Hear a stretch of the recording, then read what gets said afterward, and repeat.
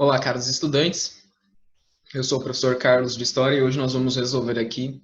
A gente vai trabalhar teoria sobre a Nova República ou a Era Vargas e vamos responder as questões sobre esse assunto. Conteúdo aqui do sexto capítulo do nono ano. Então vamos aqui às, ao estudo desse conteúdo. Bom, o contexto, primeiramente, para a gente adentrar esse assunto, a gente tem que trabalhar o contexto histórico. Anterior a esse período, o Brasil viveu um estágio da Primeira República. Primeira República. Na Primeira República, o Brasil, através de um golpe militar, civil-militar, destituiu a monarquia que existia no Brasil em 1889.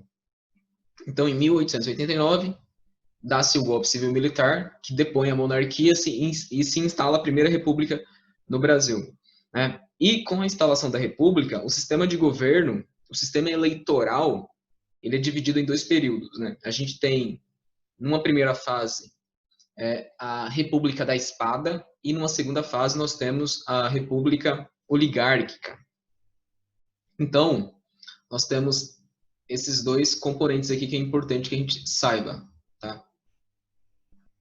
Então, por exemplo, com a instalação da República, Primeira República, nós temos esse período dividido em duas fases, né? Então, nós temos aqui República da Espada, no qual a República Brasileira ela é governada por dois presidentes militares e nós temos República Oligárquica, no qual a República Brasileira é governada por civis, né? Relacionados ali à elite do café com leite. Né? Nesse período há um acordo entre a elite política e cafeicultora de São Paulo e de Minas Gerais para que eles se revezassem no poder. Então, nesse contexto aqui, é que essa política, essa primeira república aconteceu. Bom, ocorre que em 1926, né, o Washington Luiz, ele vence a eleição, ele é um candidato indicado pelos mineiros, né, os mineiros indicaram um candidato de São Paulo, então o Washington Luiz, ele foi eleito presidente do Brasil. E aí, o seu mandato terminava em 1930. Então, aqui, então ele tinha que indicar, em 1929, um candidato mineiro. Ele tinha que indicar um candidato mineiro. Porém, ele indica um outro paulista, o Júlio Prestes. Com isso, a elite mineira ela fica totalmente descontente com isso. Né? Então, ela se une com o estado do Rio Grande do Sul, né? E apoiam Getúlio Vargas como presidente, como candidato a presidente do Brasil. Né? E aí o João Pessoa se torna, João Pessoa, que é um mineiro, ele se torna o vice. Então, Getúlio Vargas do Rio Grande do Sul se torna a cabeça de chapa e João Pessoa se torna o vice. Então, ocorrem as eleições e, mesmo com a união de Minas Gerais com o Rio Grande do Sul e com outros estados, o paulista, né, Júlio Prestes, vence a eleição.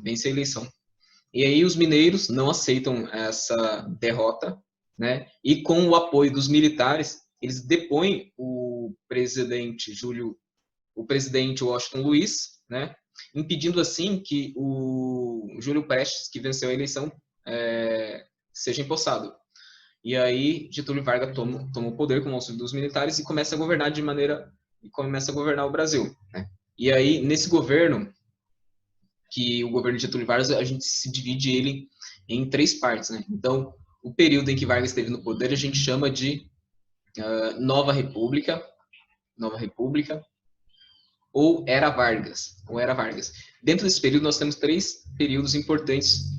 Então, nós temos o governo provisório, Getúlio Vargas, nós temos o governo constitucional e nós temos o governo ditatorial, ou a gente chama de Estado Novo. Então, esses três períodos. Então, aqui, de 30 a 34,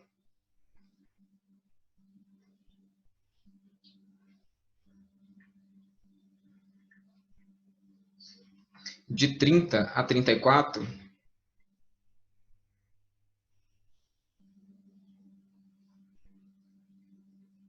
nós temos o governo provisório. De 34 a 37, nós temos o governo constitucional. E de 37 a 45, nós temos o governo ditatorial. Então, é assim que é dividido, né, esse período da Era Vargas ou da Nova República. Então, a gente vai falar um pouco mais sobre esse assunto mais à frente. Então, vamos aqui ao conteúdo. E aqui nós temos a Revolução de 30, né? Então, o que foi a Revolução de 30? Foi a união dos militares que estavam descontentes com a política do café com leite. Por que estavam descontentes? Porque é uma política que não valorizava os militares, é uma política que só permitia que os estados de São Paulo e Minas Gerais tivessem acesso à presidência da República. Era também, além disso, era uma política que impedia que boa parte da população, uma elite, um tipo de governo muito corrupto, no qual o voto era um voto aberto, né, e era o voto não era secreto, né, o que impedia que outras oligarquias e também a burguesia industrial conseguisse obter o poder. Então, os militares, a burguesia industrial e alguns cafeicultores estavam descontentes assim com esse tipo, com a velha república, com a primeira república, porque ela impedia que outros estados tivessem acesso à presidência e, além disso, excluía os outros estados desse pleito. Então, isso foi um fator importante. Além de não apoiar o exército, lembrando aqui que o exército teve uma participação importante na Guerra do Paraguai, e o exército não foi valorizado. Então, tudo isso causou um certo descontentamento da elite militar, da elite política, da elite industrial e de uma certa elite cafeicultora com esse sistema político. Bom, e aí, por conta disso, esse período ocorre essa Revolução de 30, né? Então, a Revolução de 30 foi o descontentamento dessa classe que se uniu com o Rio Grande do Sul e Minas Gerais e outros estados para, né, tirarem o poder do estado de São Paulo.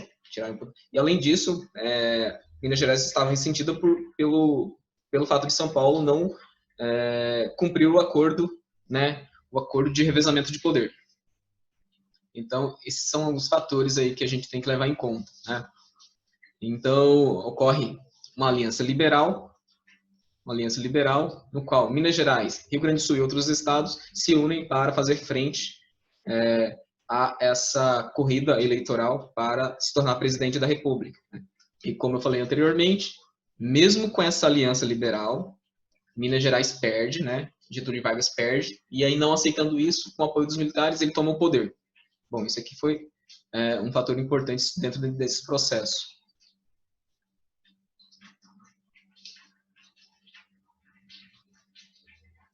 Vamos lá, deixa eu...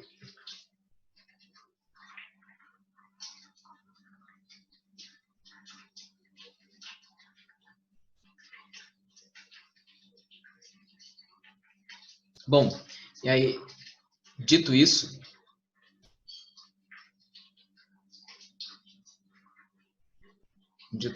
a gente vai falar um pouco aqui. Tá, a gente falou aqui nessa página, na página 22 da apostila, mostra como que era o pleito eleitoral dentro da Primeira República. A gente vai passar aqui também. Aqui mostra a divisão desse período, como eu me informei aqui. Então, a gente vai fazer algumas atividades para... Antes eu vou informar um pouco mais o que aconteceu de importante dentro de cada período. Bom, dentro do governo provisório, o que o Getúlio Vargas fez? Ele queria, né, um dos objetivos dele era eliminar o poderio aqui, né, dos cafeicultores, principalmente dos cafeicultores aqui dentro da Primeira República. Tá? Ele queria diminuir o poder, né, da República Oligárquica. Para isso, a primeira coisa que ele teve que fazer para mudar isso é criar o Código Eleitoral. Né? Ele também criou a Justiça Eleitoral. E também ele permitiu o voto feminino, ele delimitou que o voto seria secreto, ou seja, com o voto secreto você, de alguma forma, coloca em xeque e elimina o poder da elite oligárquica, né? Porque o Brasil, como era um país essencialmente agrário, exportador, os grandes fazendeiros eles tinham enormes números de funcionários. E o voto, como era aberto, o fazendeiro, o cafeicultor, ele determinava aos seus funcionários: você vai votar no candidato Y, você vai votar no candidato X. Como o voto era aberto, não tinha como o funcionário não votar no candidato delimitado pelo cafeicultor. Se ele o fizesse, ele seria demitido. Então, dessa forma que a elite cafeicultora conseguia eleger quem eles quisessem para a presidência da República. Então, Getúlio Vargas elimina isso, mudando a regra do jogo, mudando as regras de eleição. Então, ele torna o voto secreto, ele permite as mulheres votar. Lembrando que já existia uma luta das mulheres sufragistas, né? Mulheres que lutavam pelo direito ao voto já anterior a isso. E lembrando também que no Rio Grande do Norte, o direito de a mulher votar ou ser eleita já existia desde 1927.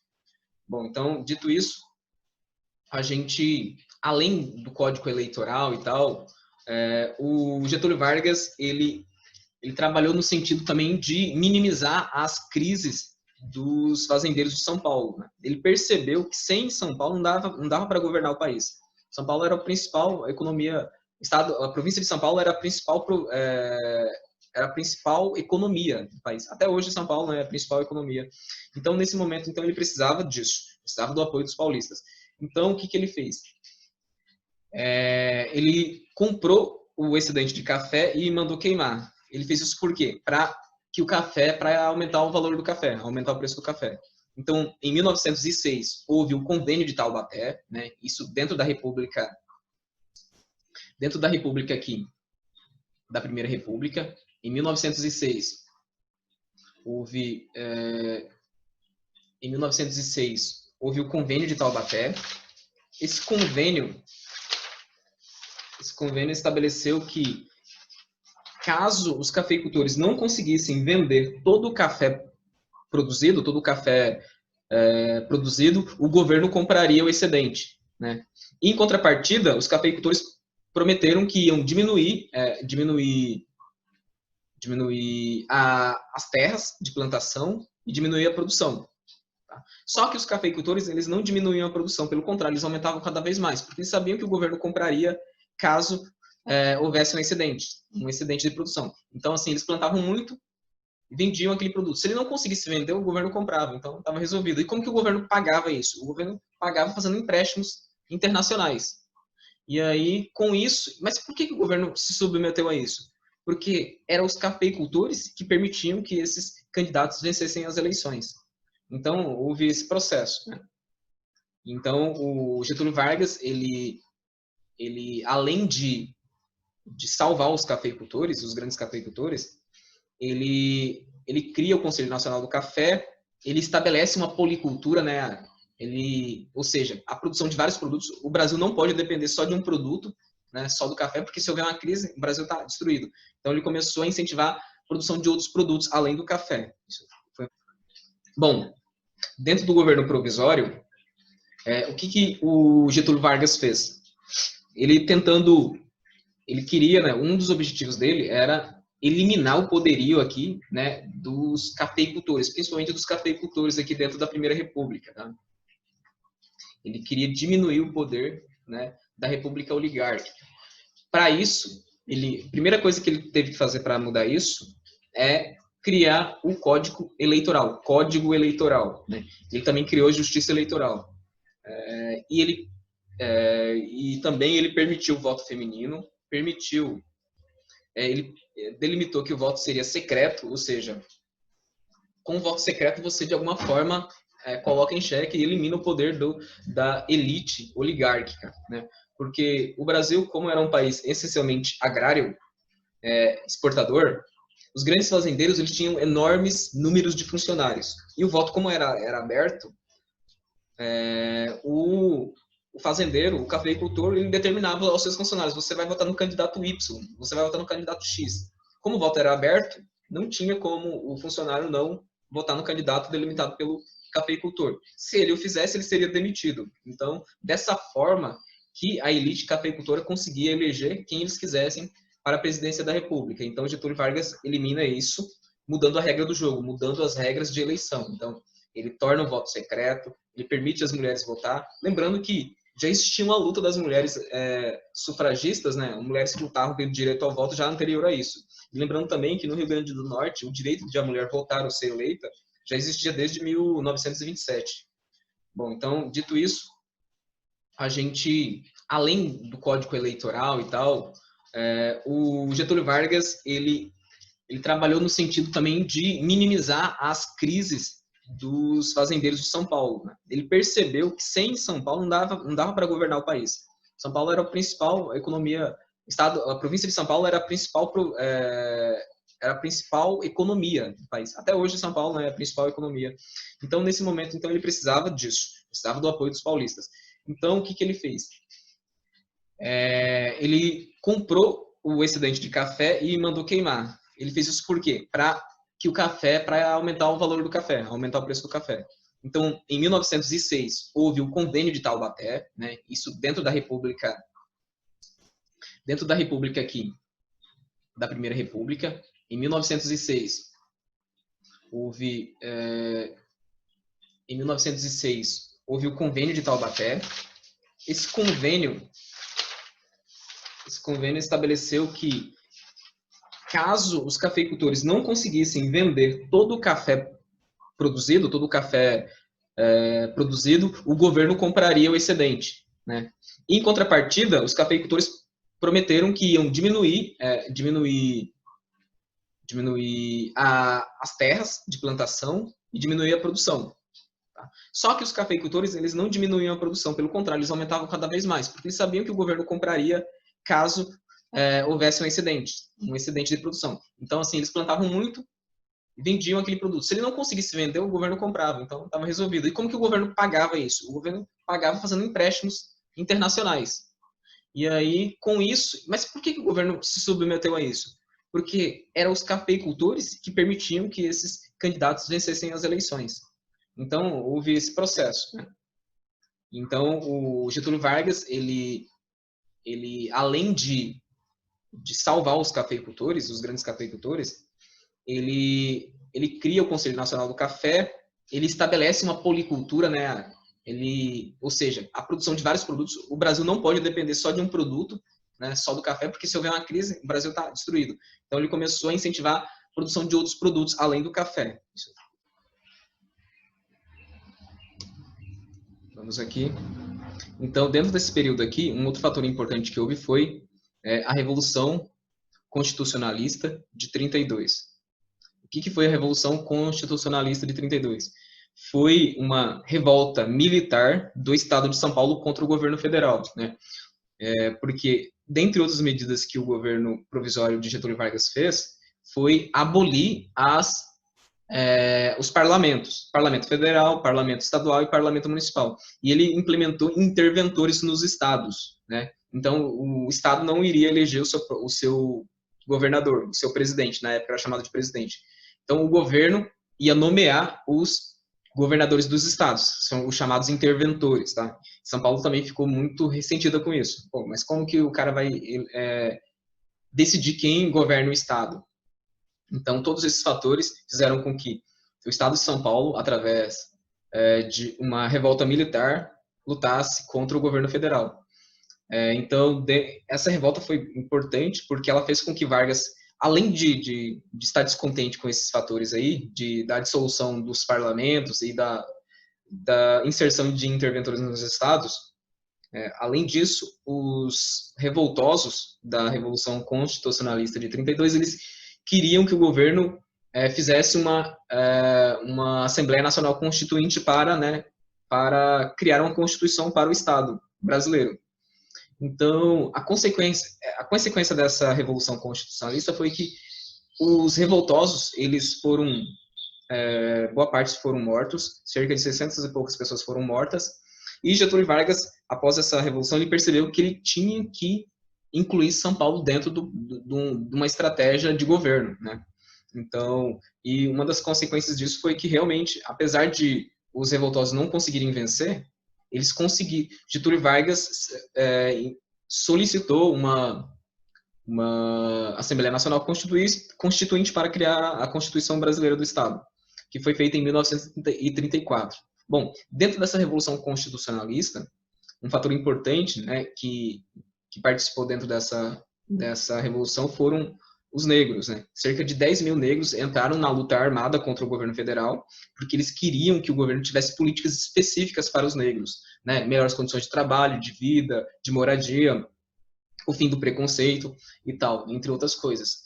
Desses 10 mil, cerca de 2 mil eram pertencentes à Frente Negra Brasileira, Frente Negra Brasileira, que é um movimento institucionalizado também com o objetivo de lutar pelo direito dos negros no Brasil. Isso aqui foram os principais fatores que aconteceram dentro desse primeiro estágio aqui, tá?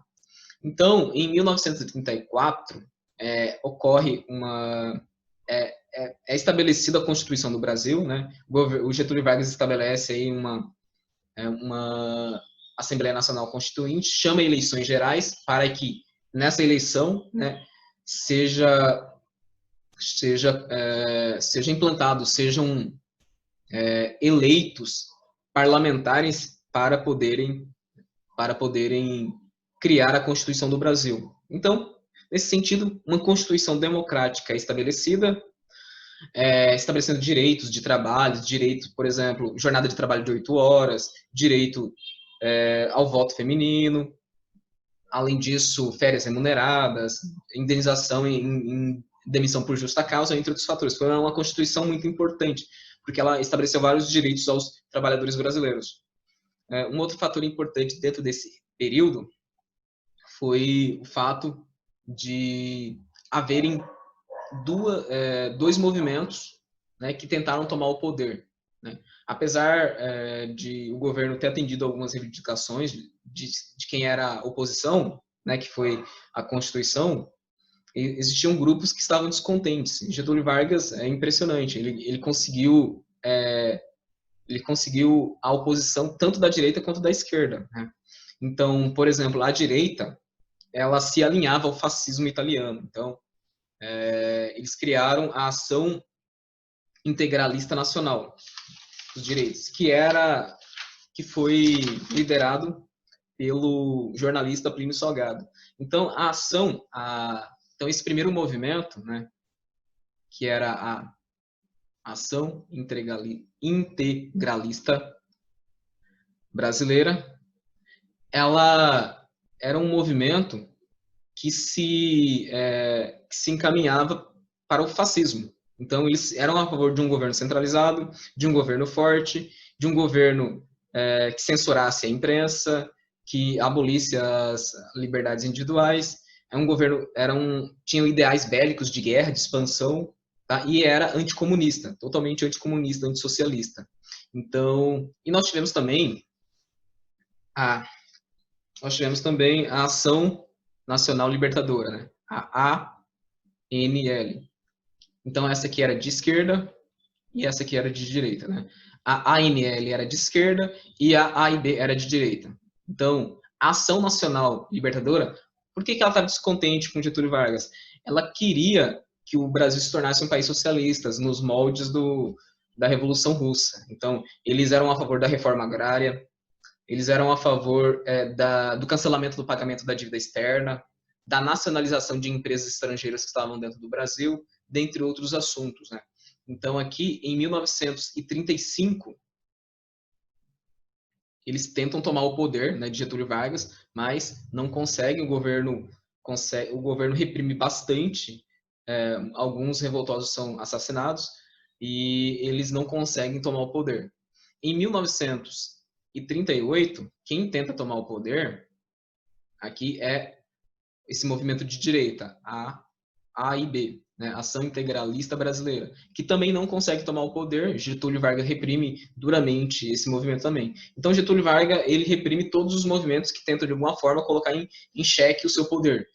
Então, e isso acontece dentro desse período, que são os fatores mais relevantes que nós temos a falar sobre o período do governo constitucional, tá? E aqui, né, em 1937, né, lembrando aqui, o governo deveria chamar eleições para que em 1938 entrasse um outro governante para presidir o Brasil. Lembrando aqui que quando foi feito a Constituição do Brasil, o primeiro presidente ele foi eleito de forma indireta, ou seja, esses membros da Assembleia Nacional Constituinte elegeram um presidente. Naturalmente, todo mundo já sabia, esse presidente foi o Getúlio Vargas. Então, Getúlio Vargas, ele chamou a Assembleia Nacional Constituinte e ele sabia, e os partidários dele também sabiam que ele seria eleito, né, de forma indireta ali.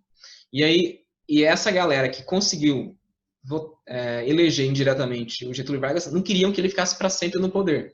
Então, eles colocaram uma cláusula dentro da Constituição que impedia a reeleição, né, para impedir que Getúlio Vargas, que já estava há 4 anos de governo provisório no poder, e mais 4 aqui de governo constitucional, que ele tentasse novamente. Então, o que ocorreu? Eles colocaram essa cláusula, só que aí Getúlio Vargas, ele para continuar no poder, ele deu um golpe, né? Que foi o plano Cohen. Então, esse plano Cohen foi forjado por Getúlio Vargas, né, e seus partidários, ou seja, eles informaram a população, a sociedade brasileira, que o Brasil estava prestes a sofrer uma revolução socialista, uma revolução comunista, aos moldes da Revolução Russa. Né? E aí toda a sociedade ficou apreensiva, toda a sociedade ficou com medo. E aí ele se colocou como salvador da pátria, ele falou que isso só poderia ser vencido se tivesse um governo forte e se ele estivesse no poder. E aí ele consegue manter o poder, ele se utiliza de alguns mecanismos para centralizar o poder nas suas mãos. Né? Ele decreta estado de sítio, estado de sítio, e estado de calamidade. Então, quando um governo decreta estado de sítio ou estado de calamidade, ele meio que pode fazer as suas atividades sem respeitar a Constituição, né? Então, como há um problema grave, ele não precisa esperar a opinião dos deputados, dos senadores, para agir. Então, porque como tem um problema, ele pode agir diretamente, sem perguntar, e sem, às vezes, até respeitar a Constituição, porque a situação exige uma ação imediata. Só que ele utiliza isso, né, de forma para tentar centralizar o poder nas suas mãos. E aí, o que ocorre? Com isso, Getúlio Vargas, ele tem o poder centralizado em suas mãos e ele estabelece algumas coisas. Né? E aí a gente implanta, aí nós vamos para o terceiro estágio, que é o governo ditatorial ou o Estado Novo. Nesse período aqui, ocorrem várias coisas importantes, né, que a gente tem que colocar. Getúlio Vargas, ele promulga a Constituição Polaca ou a Constituição do Estado Novo. É apelidada de Constituição Polaca porque ela foi baseada na Constituição da Polônia, que é uma Constituição que se alinha ao fascismo, né, onde o governo fica centralizado, o governo tem poder absoluto, o governo não aceita a oposição e reprime qualquer pessoa ou qualquer instituição que possa colocar o seu poder, né, em xeque. Então, nós temos esse período aqui. Então, aqui nesse período aqui, Getúlio tem algumas políticas importantes, como, por exemplo, ele cria o Conselho Nacional do Petróleo, ele cria a Companhia Siderúrgica Nacional, ele cria também a consolidação das leis do trabalho, né? Entre outros fatores, tá? E nesse período aqui também, Getúlio Vargas começa a conversar com os Estados Unidos. Os Estados Unidos começam a pressionar o Getúlio Vargas, o Brasil, a entrar na guerra, né? Porque até então o Brasil estava neutro. E aí o Brasil estava conversando tanto com os Estados Unidos quanto a Alemanha. O Brasil só ia. Então, o que Getúlio Vargas estava tentando? Ele estava tentando conseguir benefícios, né? E aí o país que desse maior benefício ao Brasil, benefício financeiro, porque o Getúlio Vargas queria investir na industrialização do país, o país que ajudasse, financiasse a indústria brasileira, é o país ao qual o Brasil ia se alinhar para lutar na Segunda Guerra Mundial. E aí, dentro desse processo, a Alemanha, ela bombardeou alguns navios brasileiros que levavam produtos à Europa, né? Porque a Alemanha ela tinha uma política de não permitir que nenhum país levasse produtos que pudessem ser utilizados pelo pelos aliados, né? Então eles bombardeavam qualquer navio que levasse produtos, alimentos, armas para os aliados. E aí a sociedade brasileira, a imprensa brasileira ficou totalmente favorável à entrada do Brasil na guerra contra o eixo, porque a Alemanha havia bombardeado, né, os navios brasileiros, e isso era intolerável para a sociedade brasileira. E com isso também os Estados Unidos prometeram investir, financiar a indústria brasileira. Por conta disso, o Brasil entrou na guerra ao lado ali, lutou junto com os italianos contra a Alemanha. Né? E a ação brasileira, a ação do exército brasileiro, da FEB, foi bastante elogiada pelos exércitos estrangeiros. Né? Então o Brasil teve importantes vitórias dentro da Segunda Guerra Mundial nas batalhas na qual o Brasil participou. Isso foi um fator importante. Mas uma outra consequência da entrada do Brasil na guerra foi a visível contradição do governo, né? Porque o governo era um governo ditatorial, né? O governo, ele era um governo ditatorial similar ao governo da Itália fascista e da Alemanha nazista. E ele entrou na guerra e lutou ao lado dos países democráticos, né? Era uma nação ditatorial que estava lutando contra países ditatoriais, né? Então isso causou uma contradição. Além disso, Getúlio Vargas nomeou, dentro desse período, lá em 44, ele nomeou o irmão dele como chefe de polícia. E aí a oposição e até alguns partidários dele achou estranho aquilo, mas você não pode fazer isso e tal. Juntando isso com o fato dessa contradição, né? Você é um país ditatorial, está lutando contra um país ditatorial, isso não faz sentido. Então, a elite brasileira, a elite política, ela tenta, de alguma forma, fazer com que Getúlio Vargas tenta tirar o Getúlio Vargas do poder, né? Eles se unem lá com o exército e tal. No final disso, Getúlio Vargas, ele renuncia, né? Ele fala que em 90 dias eu vou chamar eleições gerais. Então ele começa a abrir caminho para as eleições. Então ele faz isso, até para ele sair como o bom também, dentro da situação. Então ele renuncia, e ao renunciar, ele toma o poder José Linhares, que era o presidente era o presidente do Supremo Tribunal Federal, né? Ele tinha o cargo mais alto dentro do judiciário, e aí ele completa o cargo, né? Porque Getúlio Vargas, ele ficou no cargo ali, ele renunciou, então ainda tinha um período para completar o mandato. José Linhares, ele assume porque o Congresso estava fechado por conta que o Estado era um Estado ditatorial e não havia vice-presidente, ele não tinha vice-presidente. Então, quem assumiu o cargo ali foi José Linhares. José Linhares, que assumiu o cargo e ficou no poder ali até o término do mandato.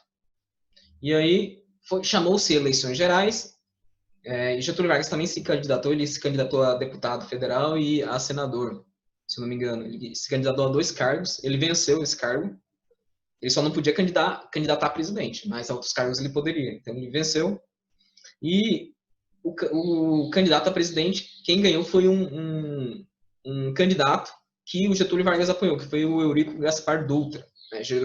Nos últimos momentos das eleições, nos últimos momentos da eleição, Getúlio Vargas o apoiou e ele venceu. Né? Ele venceu a eleição. Então, esse período da Era Vargas, ele termina, né, quando Getúlio Vargas se renuncia. Ele renuncia ao poder em 1945. E aí nós temos esse período de 30 a 45, no qual Getúlio Vargas ficou no poder ininterruptamente, né? 15 anos no poder. Bom, basicamente é isso que nós temos a falar sobre esse período histórico, né? A Nova República ou a Era Vargas. A gente vai resolver algumas questões aqui sobre esse assunto. Então vamos aqui às questões. Nós temos aqui questão 1.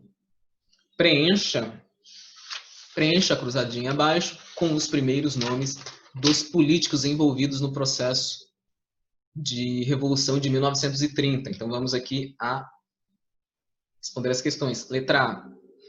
Presidente do Brasil deposto por uma junta militar na Revolução de 1930. Nós estamos falando aqui, né, do Washington Luiz. Então, vamos aqui a resposta.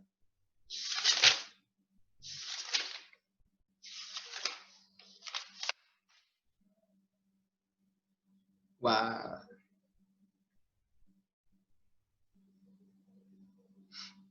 Shin.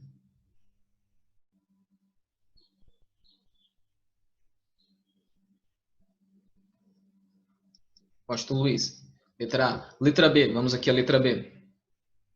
Candidato à presidência da República em 1930. Né? Foi o Júlio Prestes, né? Indicado aí por Washington Luiz.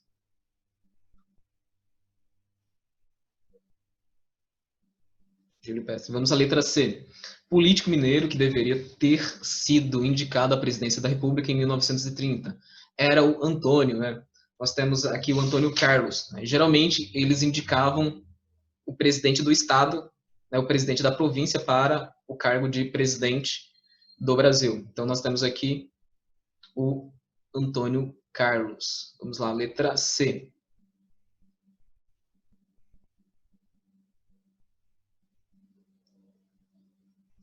Antônio Carlos. Beleza, vamos aqui à letra D de dado. Político paraibano assassinado em 1930. Nós estamos falando aqui do João Pessoa, que era o vice, né, do Getúlio Vargas. E ele foi indicado pelos mineiros para ser o vice. E nós temos aqui o próximo aqui, presidente provisório do Brasil nas eleições de 30, foi o Getúlio.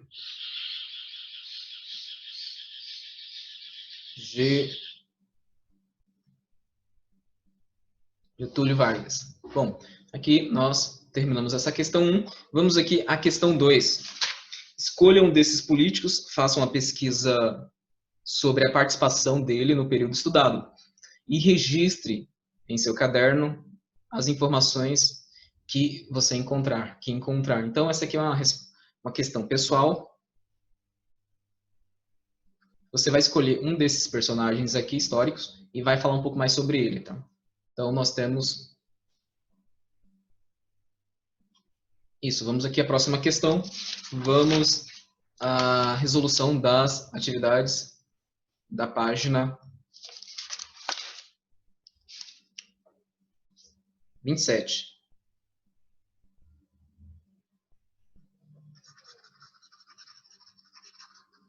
Então, pessoal, isso aqui vai ficar uma pesquisa para vocês, aí vocês registrem aqui na apostila, tá? Busque informações sobre Berta Lutz, apresentada na imagem desta página. Anote qual relação dessa bióloga e ativista política com as regras trabalhistas para mulheres na atual Constituição brasileira. Então, isso aqui é importante, vocês darem uma pesquisada. Ela foi uma deputada importante aqui. Nós vamos aqui à próxima questão. Então, nós temos aqui para a gente fazer uma discussão, ok? Então, a gente vai falar um pouco sobre isso. Reúna-se com um colega e conversem sobre a importância das conquistas dos trabalhadores garantidas na Constituição de 34, aquela Constituição democrática. Depois registrem as conclusões a que chegaram. Então, sobre o salário mínimo dentro dessa Constituição. Então, essa Constituição, como era uma Constituição democrática, ela previa o salário mínimo. O salário mínimo ele deveria dar conta do básico na vida de uma pessoa, né? Condições de lazer, de cultura, de cidadania, de moradia, de saúde. Então, foi instituído aqui dentro dessa Constituição. Jornada de trabalho de 8 horas, importante. Lembramos aqui que na época da Revolução Industrial, no século XVIII, 1750, os trabalhadores eles chegavam a trabalhar 8 horas, ou melhor, chegavam a trabalhar 18 horas por dia. 18 horas por dia. Um dia tem 24 horas. Então, era basicamente trabalhar e dormir, assim. Não tinha tempo para nada, assim. Nem para descansar tinha tempo, se você trabalha 18 horas. Então, um fator importante aqui, né, a inserção da jornada de trabalho de 8 horas. Vamos aqui a letra C, férias anuais remuneradas. Um outro fator importante, né, que essa Constituição de 1934 garantiu aos trabalhadores. Férias anuais remuneradas. E também a letra D, indenização por demissão sem justa causa. Um outro fator importante. Então, o empresário ele não pode demitir assim sem mais sem menos o trabalhador. Ele tem que ter uma justa causa, ele tem que ter uma causa justa para demitir. Então, a Constituição estabeleceu isso para proteger o trabalhador, que é a parte mais fraca dentro, né, desse ambiente laboral, nesse ambiente de trabalho. Então, tem esses fatores aqui, pessoal. Então, vamos aqui à próxima questão.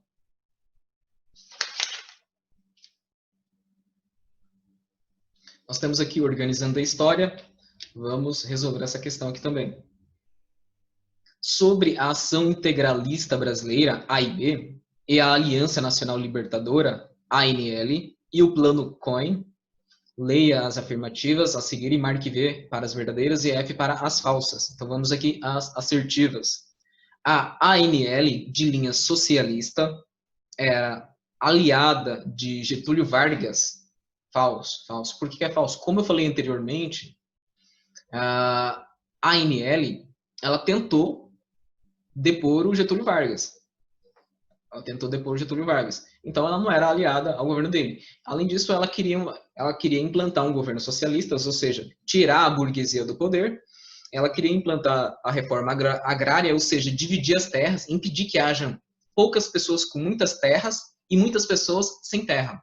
Então, eles queriam fazer uma reforma agrária das terras para o maior número de pessoas possíveis. Eles também eram favoráveis o cancelamento do pagamento da dívida externa e da nacionalização de empresas estrangeiras que estavam dentro do Brasil. Então, esse aqui foi um fator importante. Então, esse aqui é falso, né, pessoal? Falso. Vamos aqui à próxima questão. Olha só.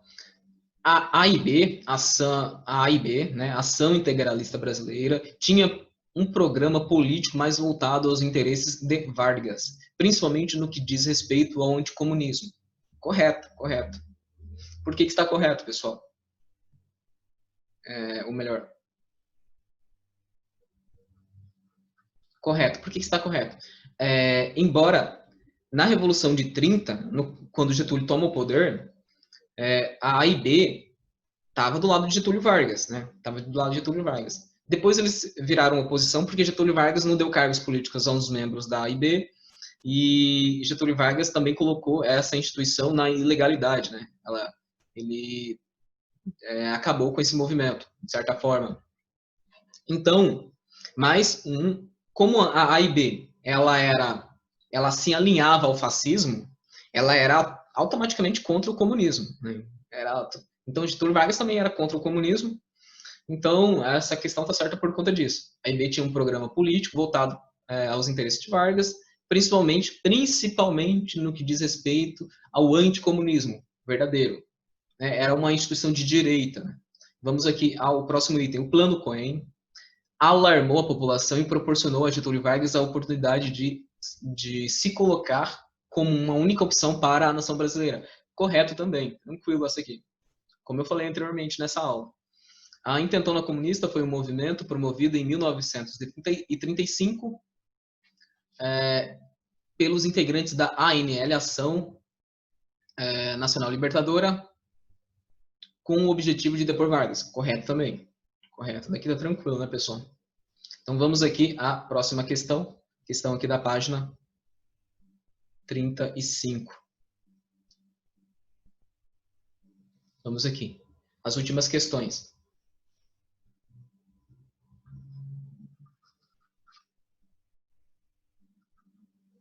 Vamos aqui.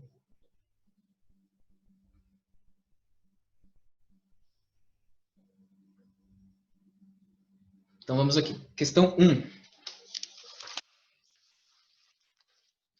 Sobre a candidatura de Júlio Prestes à presidência em 1930, responda por que o lançamento da candidatura desse político pelo presidente Washington Luiz descontentou os mineiros. Bom, porque ele quebrou o pacto de revezamento de poder com os mineiros, porque era a vez de São Paulo indicar o mineiro. Vamos lá. Por quê?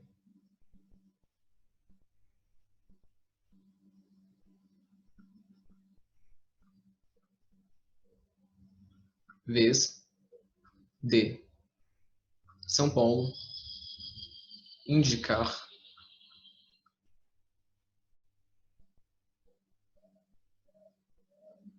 um mineiro à presidência.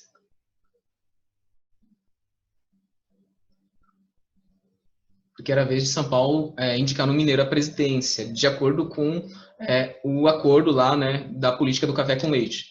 Vamos aqui à questão 2. Leia atentamente a imagem ao lado, reflita sobre o contexto final da República Oligárquica e explique o que estava escrito nesse cartaz. Vamos lá.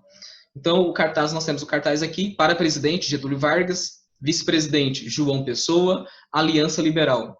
Aí nós temos aqui, o governo virá restabelecer a paz, garantir a opinião do povo com liberdade nas urnas. Então, aí essa questão ela pede para a gente, leia atentamente a imagem ao lado, reflita sobre o contexto final da República Oligárquica, e explique, né? Explique, ele quer que a gente explique.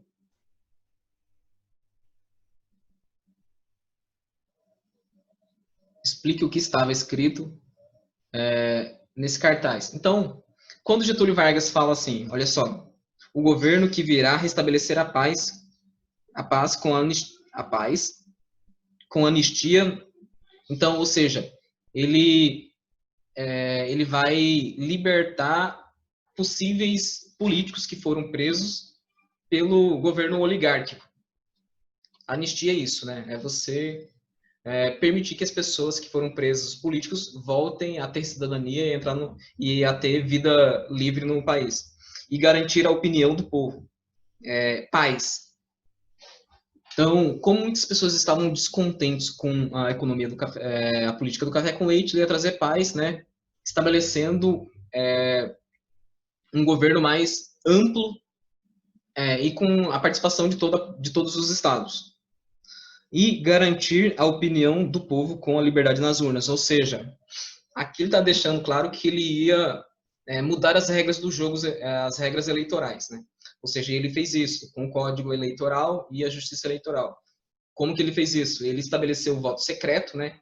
Ou seja, agora o eleitor ele tem liberdade de votar em quem ele quiser. Ele não é obrigado a atender a obrigação, o mando do seu patrão, do cafeicultor. Então é importante aqui. Então a gente pode colocar dentro dessa questão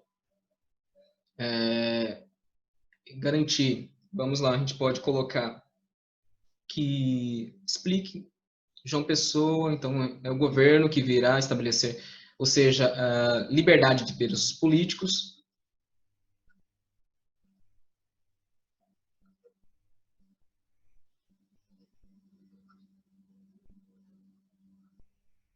Isso é uma coisa. Ele fala de anistia. Garantir a paz, ou seja, garantir a paz, liberdade.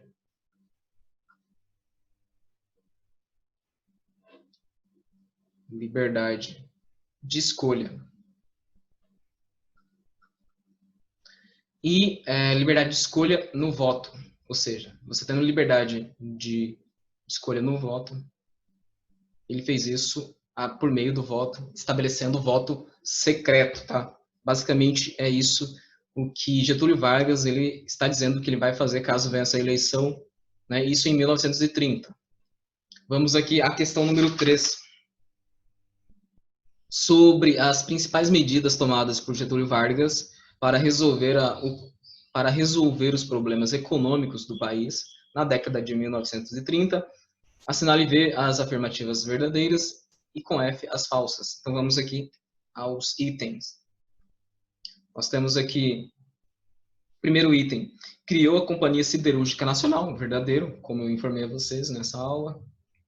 Estimulou a policultura, com certeza, para que a gente não dependesse só do café como produto exportador. Criou o Conselho Nacional do Café também, né, para impedir a superprodução e também para aumentar o valor do produto, aumentar o valor do café. Queimou milhares de sacas de café, também, verdadeiro. E fez isso para aumentar o valor do café. Como tinha muito café à disposição, o seu valor caiu. Então, se você queima e diminui e diminui a quantidade de café, você vai aumentar o valor dele automaticamente. Vamos aqui ao próximo item. Criou a Petrobras.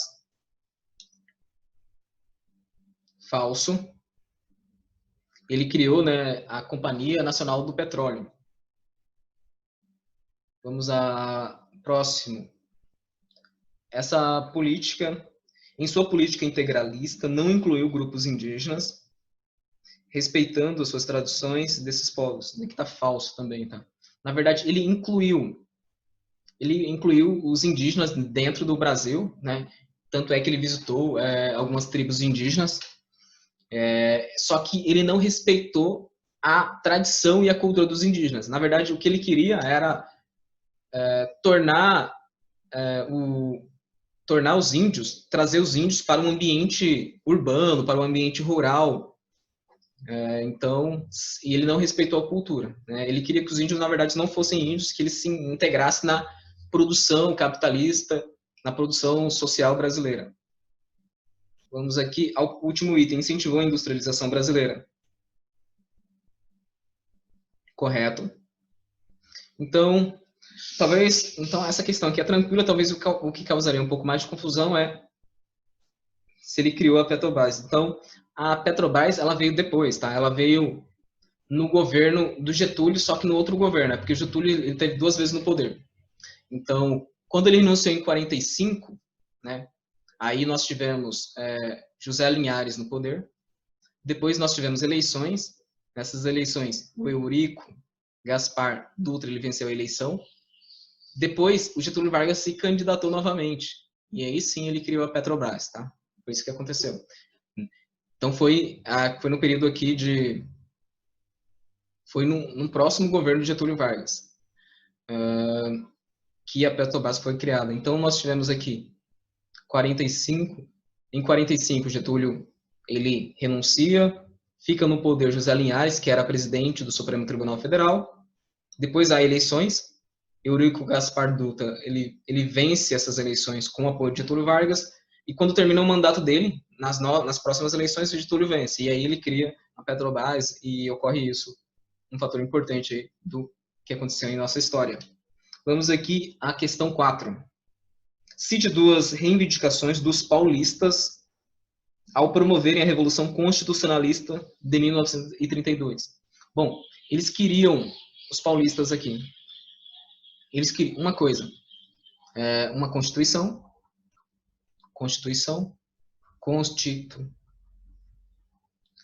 e eles também queriam participação política. Tá? Eles queriam novamente ter acesso à presidência da República. Então, foi 2 fatores importantes. A gente pode citar até um terceiro aqui, que é o fim da intervenção, né? O fim dos interventores, porque quem colocava um governante para governar o estado de São Paulo era o presidente. Eles queriam que eles próprios escolhessem isso. Pode ser um terceiro fator importante aqui.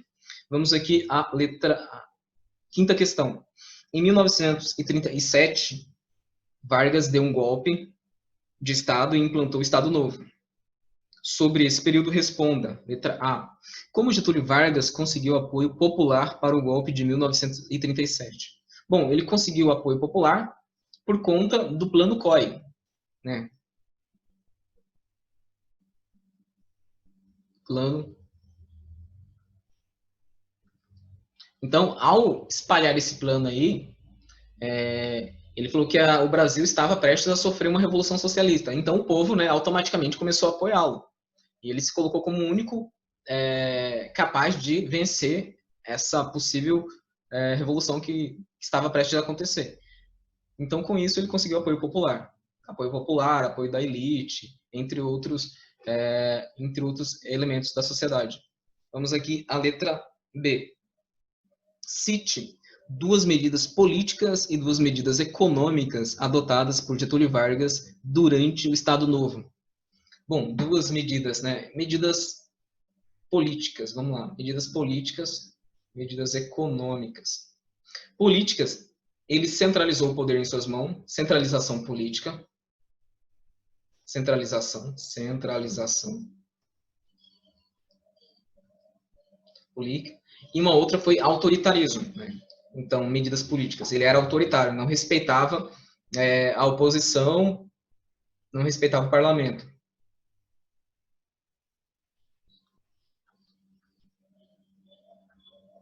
Autoritarismo. E medidas econômicas, por exemplo, a criação da Companhia Siderúrgica Nacional, que foi importante, principalmente no processo de industrialização, e também ele criou, a gente pode citar aqui também,